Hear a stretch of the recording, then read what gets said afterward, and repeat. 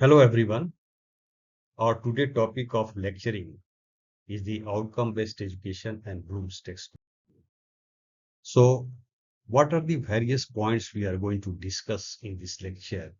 We can see input-based education, output-based education, outcome-based education, Bloom's taxonomy. In the beginning, it was established in the 1956, developed in the 1956, revised in 2001. Course outcome, program specific outcome, program educational objective. So let us begin one by one. See, input-based education, uh, we have been following before 2013. That means stakeholders were not given much importance in curriculum design or evaluations. The focus was on inputs only rather than learning outcomes. We are only delivering the lecture in the classes, but we are not bothered what the students are going to learn. Success of program was judged by the resources and processes, not by what students actually learned or could do. Inputs like lecturing or simply we are delivering the lecture in the classes, but we are not bothered what the students are going to learn or what the students are going to do. Or resources means we were thinking only about the infrastructure that these things will be building classrooms, laboratories, health centers like this, student teachers support staff management. So we were thinking only about the resources and the process, but we are not thinking what students actually learned during the classes or in the classes. So input-based education before 2013, it was being followed, but and next one is the outcome-based education. What it says that it measures what students produce during at the end of the course or program, but not necessarily what they can do in real life with that learning. Focus on the immediate results of the teaching learning process, such as marks, grades, pass percentage, or number of graduates. That means whatever the lectures we are delivering in the form of input in the class, we were thinking only about the output. Output means how many students are going to pass, how much marks they have achieved, right? We are bothered how much marks achieved by the students, what is the percentage results, but we are not bothered what the students are going to do in their real life, what the students have learned, right? So this is input and output based education. So next we can say outcome based education. It was started from 2014, outcome based education. So we can define outcome based education in different ways. Outcome based education, OBE, include knowledge, skill, attitude, and behavior. When the students are going to complete either a course or program, we have to think whether the students are going to get the knowledge or a skill, attitude, or behavior after completion of the course or the programs. Graduate is expected to attend upon just completion of the program. Or we can also define the outcome-based education. It is not what we teach, but it is what a student learn, right? Make your students to learn by practice is outcome-based education, OBE. So what are the key features of outcome-based education? Stakeholders are important. We have to involve the stakeholders, focus on outcomes, not on the inputs. That means simply delivering the lecture does not have meaning. We have to think what the students have learned. That is the outcome-based education. So clear outcome levels, that means clearly defined learning goals. So these things our institutions have in education institution and following after 13 or from 2014 program educational objectives. We shall discuss one by one all these things in details. Program outcomes, course outcomes, right? Assessment aligned with Bloom's taxonomy, continuous quality improvement. That means OB is the cycle of regularly checking whether outcomes are met, finding gaps, or making improvements for better results, which is called a continuous quality improvements. We can see here alignment of with OBE, outcome-based education, that institutions have vision, mission, then how it is correlated to each to these different parameters. For example, course outcome is correlated with the program outcomes, then POs, mission, and vision. We shall also discuss in the next slide in detail. We see what is the Bloom's taxonomy, right? Benjamin S. Bloom was influential American education psychologist, best known for Bloom's taxonomy and ordering of cognitive skills. Cognitive skills means are the mental abilities that enable us to think, learn, remember, and solve the problems, right? Taxonomy was initially developed by Benjamin S. Bloom and his colleague David Carthwell in 1956. Both were developed this Bloom's the taxonomy, right? While David Carthwell was one of the original author on this taxonomy, but the work was named after the senior or first author, Benjamin Bloom. Benjamin S. Bloom was the first author, right? And David was the second author. Both developed this Bloom's taxonomy or taxonomy, but it was named named after the first author only, Benjamin. Further, after 1956, the taxonomy was revised by Lauren Anderson, who was once a student of the Benjamin S. Bloom, right? And David Carthwell in the year 2001. That means Anderson and Carthwell revised the Bloom taxonomy, which was first developed in 1956, right? Revised in the 2001. So, what is the Bloom's taxonomy?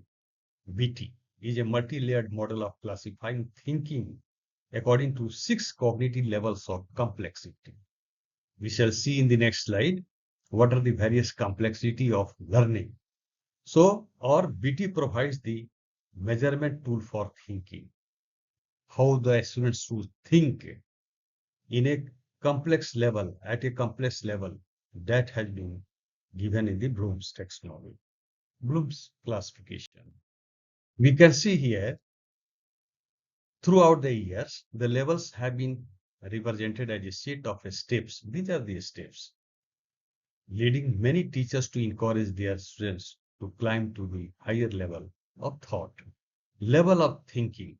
You can see in the 1956 or revised in 2001. So firstly, it was in the form of a noun, knowledge, comprehension, application, analysis, synthesis, information. But it was partly modified. You can see the synthesis has been in the form of create has been given on the top of this triangle.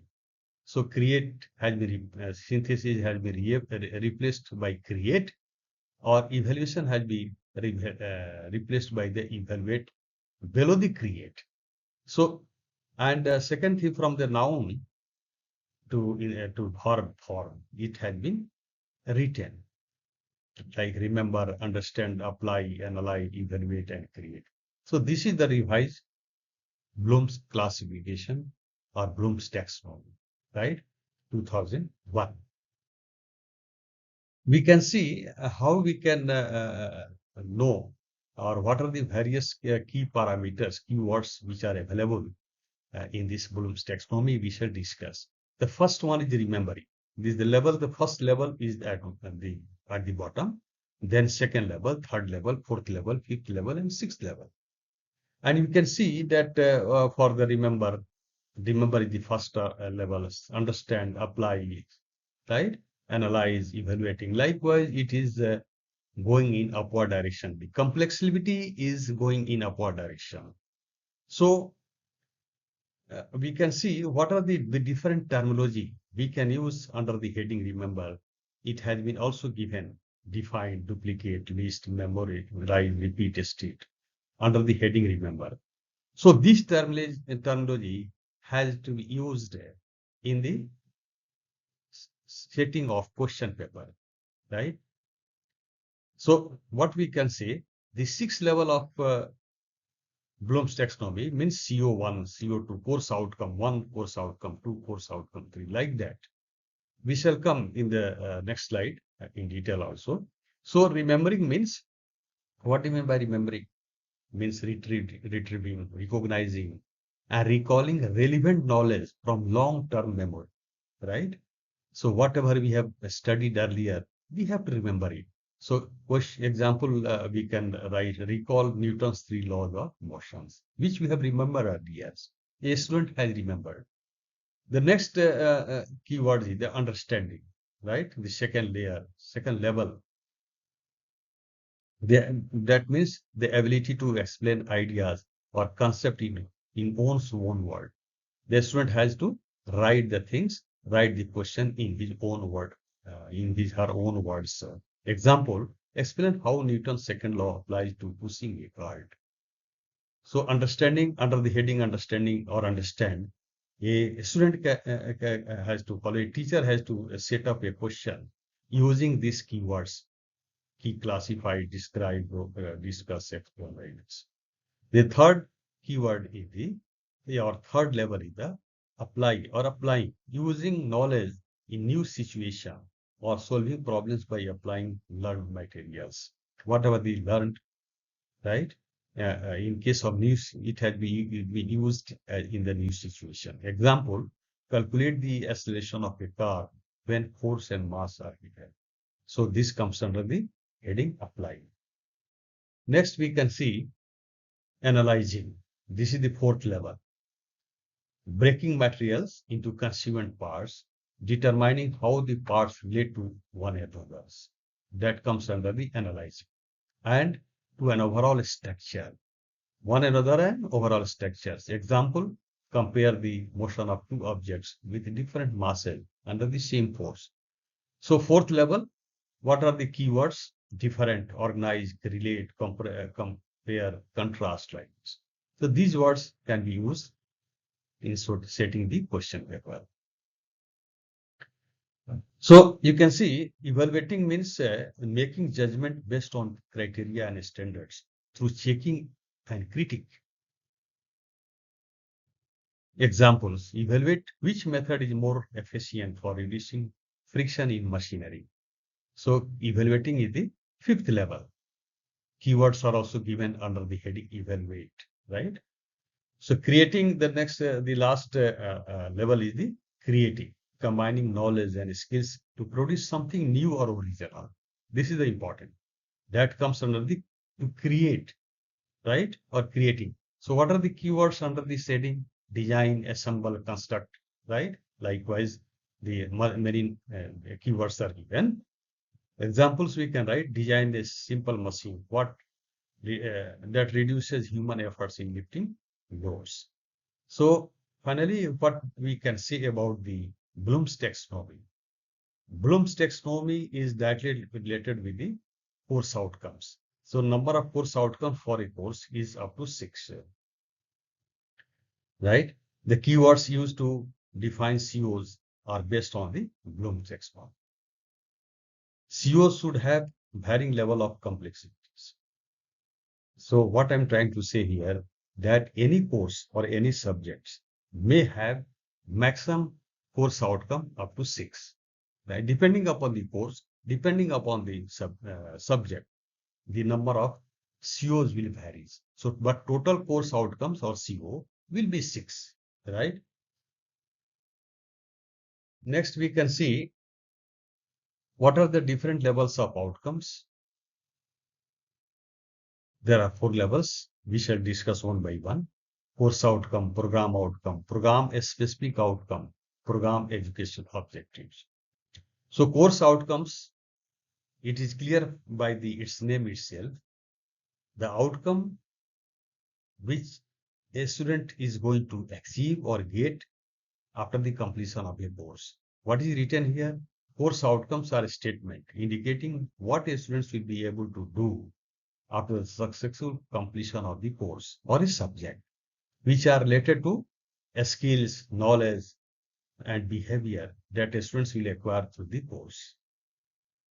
So, as we have discussed, the outcome-based education consists of skill, knowledge, skill, attitude, and behavior. Number of outcomes for a course is expected to be around 6, as per the Bloom's taxonomy. CO should have varying level of complexity, right, as far as possible. That means CO1, depending upon the level. As I told you, that from the Bloom's taxonomy triangles, we can see how the levels of complexity is increasing in upward direction. So once CO statements are developed by the course in charge, CO is mapped with any of the possible POs, program outcome, based on the relationship exists between them. So what is the POs? We shall program outcome, we shall also discuss in the next slide. If the POs are not necessarily mapped with any COs, as I told you, the course may have 4 COs, may have 5 COs, may have 6 COs. So if the COs and POs are not mapped, in that case, the slot will remain vacant, left blank, if it is not mapped. Next, we can see what are the various program outcomes and how we can define program outcomes.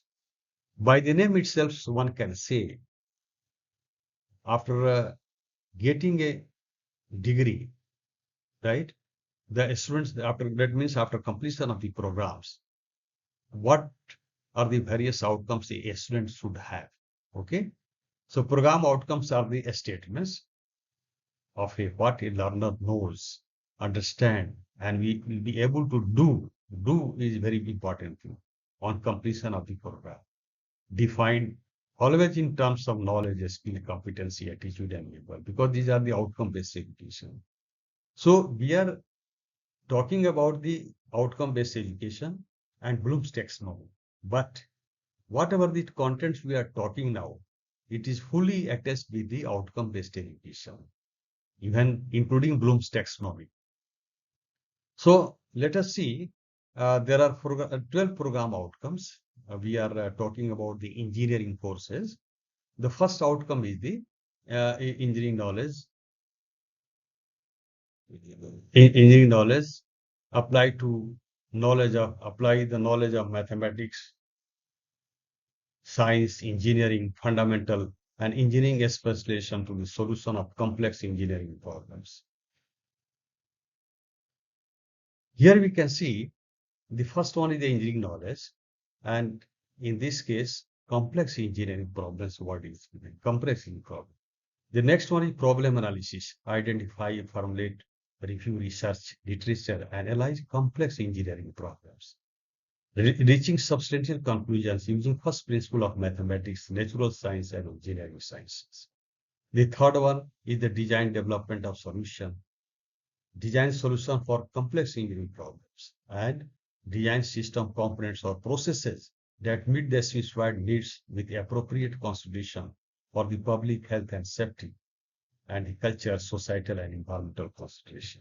So what we are going to see, POs 1 to 3 is linked with the complex engineering problems. How we can explain it? The PO1 to PO3, it is the CEP, complex engineering problems, mean students will be able to solve the problems by different methods. That's why program outcome means the 12 program outcomes are there. Once the students are going to complete their degree, right? Complete their programs. In that case, they should go out. That means they should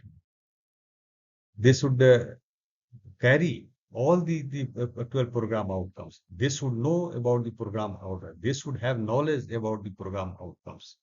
What outcomes they have achieved, depending upon the number of program outcomes they have to fulfill. So here we are talking about the CP, complex engineering problems. That means one problem to be solved by different ways by the students.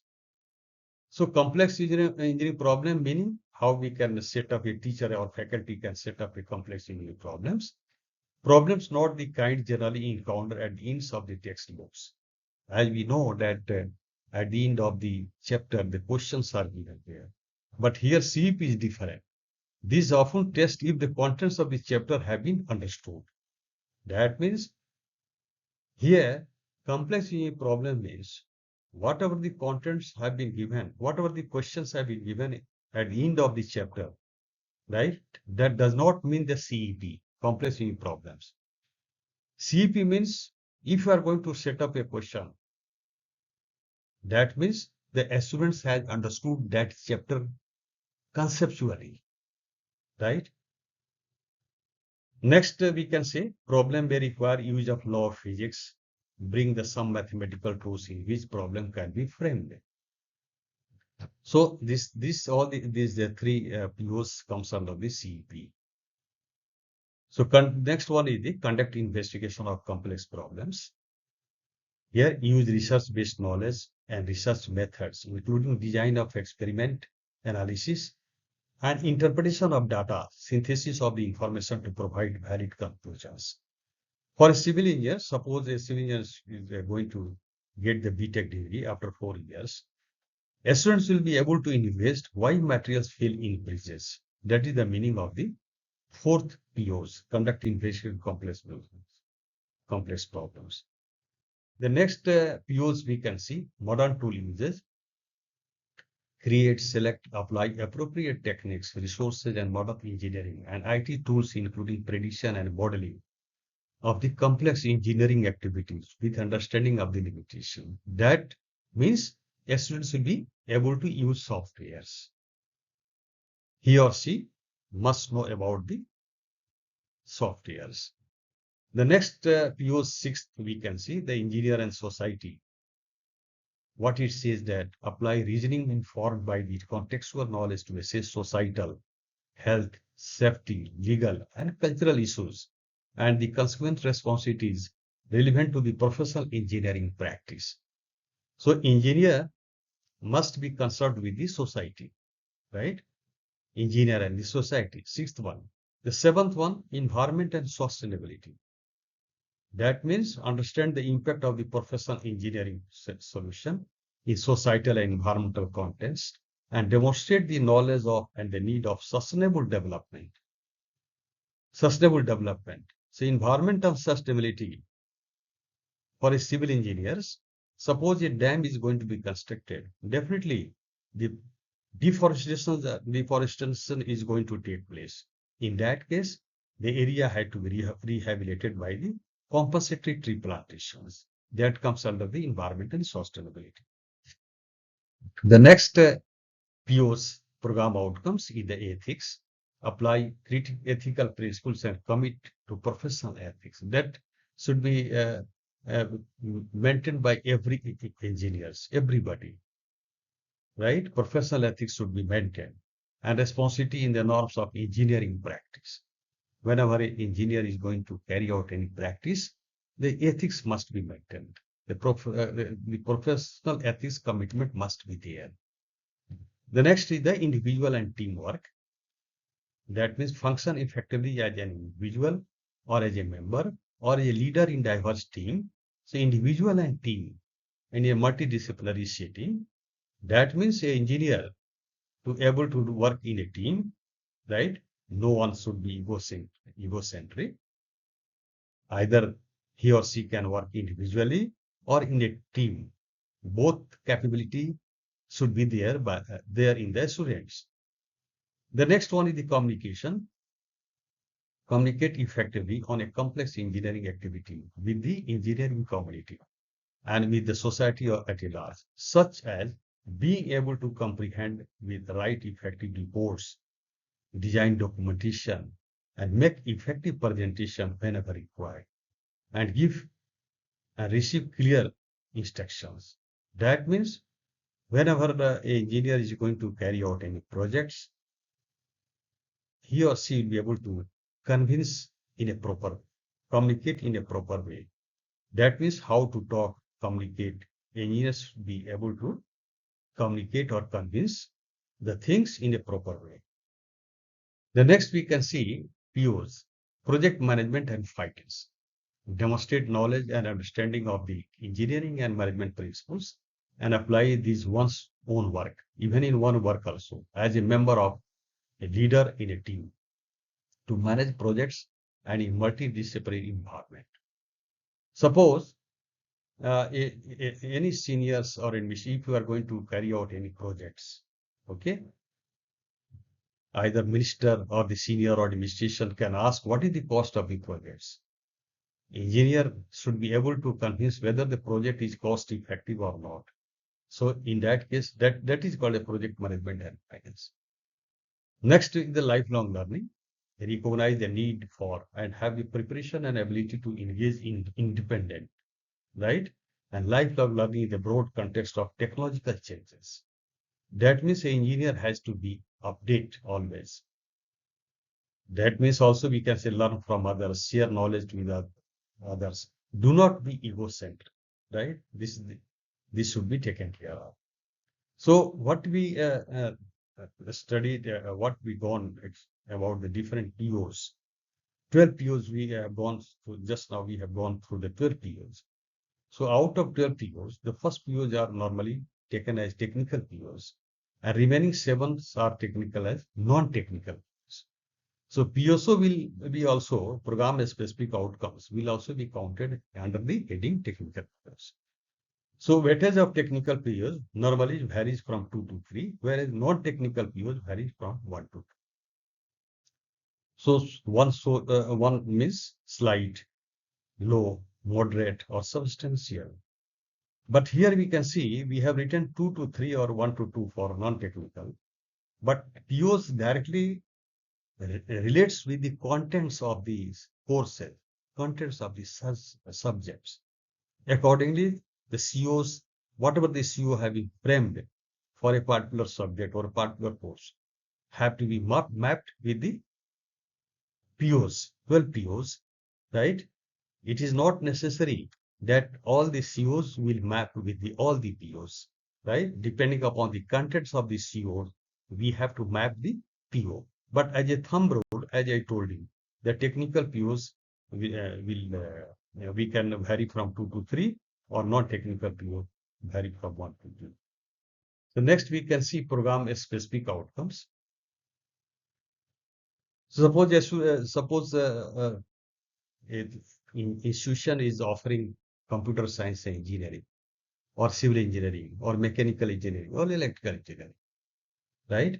So electrical engineering, that is the, if you are going to frame the outcomes, program outcomes, that must be specific to your program, either maybe computer science engineering or the civil engineering.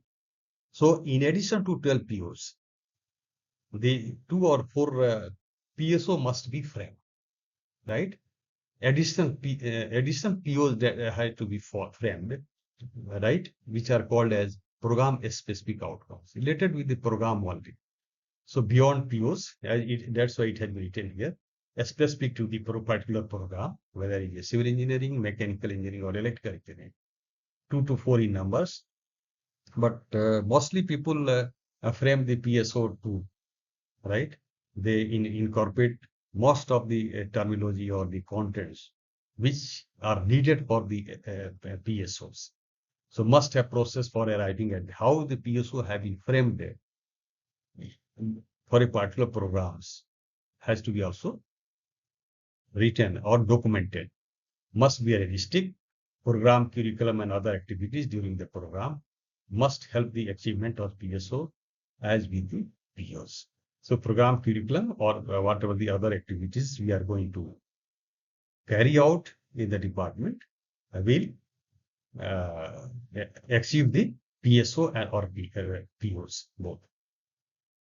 See, vision and mission statements, how you can define vision of the any institution or university or the college.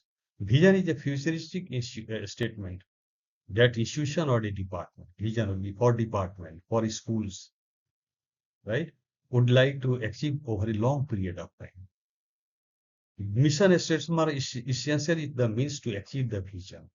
So whatever the visions we have framed by the organization or the institution or the schools or the departments, to achieve the vision, mission statements have to be prepared, right? Here written, it is written that mission statements are the essentially the means to achieve the vision. So now we shall talk about the program education objectives. The educational objectives or program education objectives of an engineering degree program are the statements that describe the expected achievements of a graduates in their career. Please remember that in their careers, that means after getting the graduation, after after getting the BTech degree, right? And also what the graduates are expected to perform and achieve during the first few years of after graduation. That means suppose after a BTech, a student is going to get the job. So after that, during 3 to 5 years, what the students have got the achievements, that is called a program education objectives, right? What are the expected achievements during the 3 to 5 years of his journey after the BTech program. So POs are specific goals consistent with the mission and vision of the department and institute or the universities.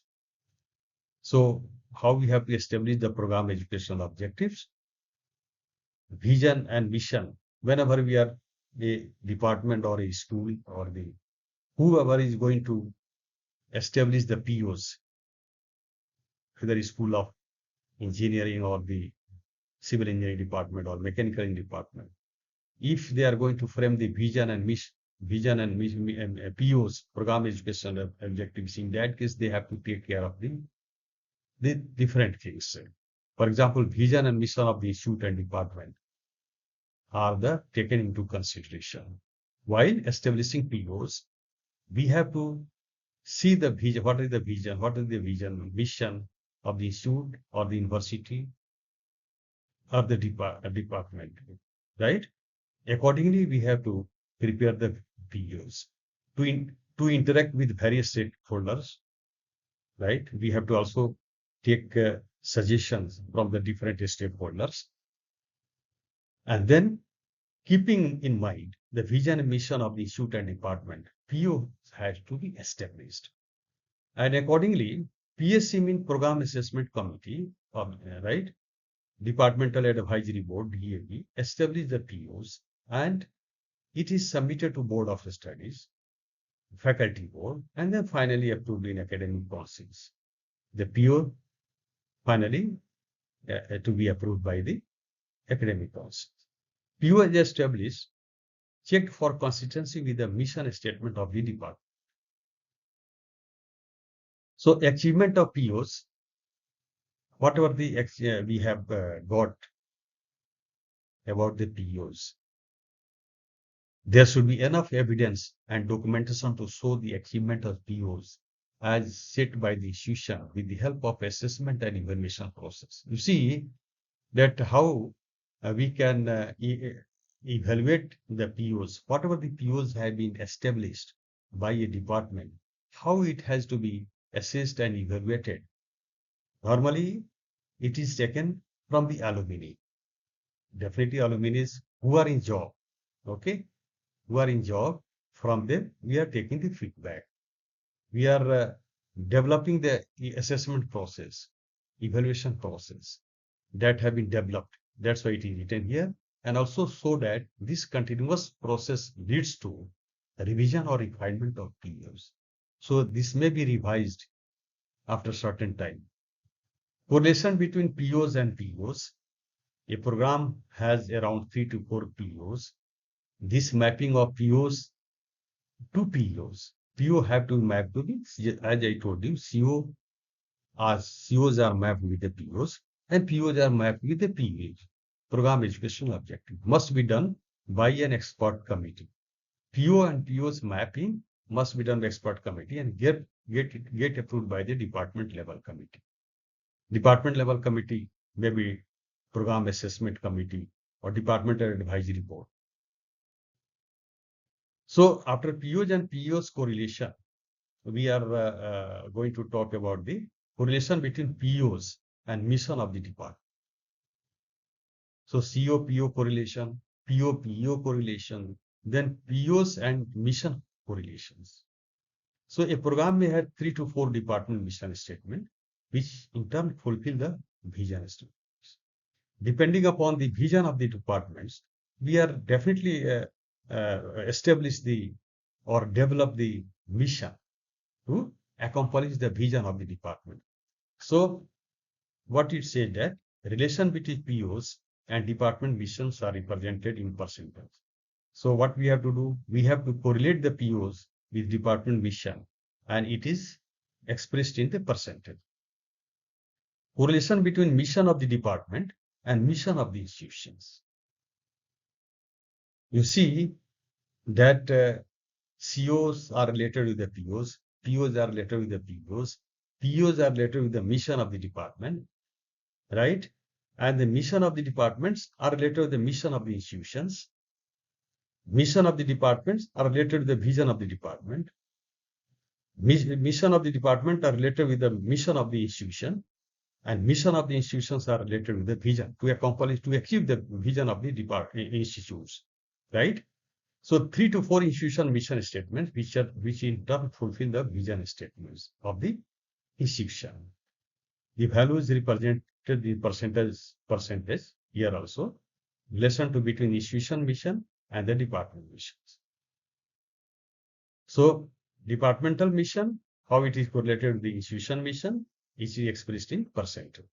Now you shall see here in this table, whatever we have discussed, whatever we have talked in the previous slides, the COs are correlated with the POs, right? And POs are correlated with the POs. POs are correlated with the mission of the department. The mission of the departments are related with the vision of the department, and the mission of the departments are also related with the mission of the institution or institute, and the mission of the institutes are finally correlated with the vision of the institute to achieve the vision of the institution, right? So these tables clarify all the things. So this is all about your the outcome-based education and Bloom's taxonomy. Thank you.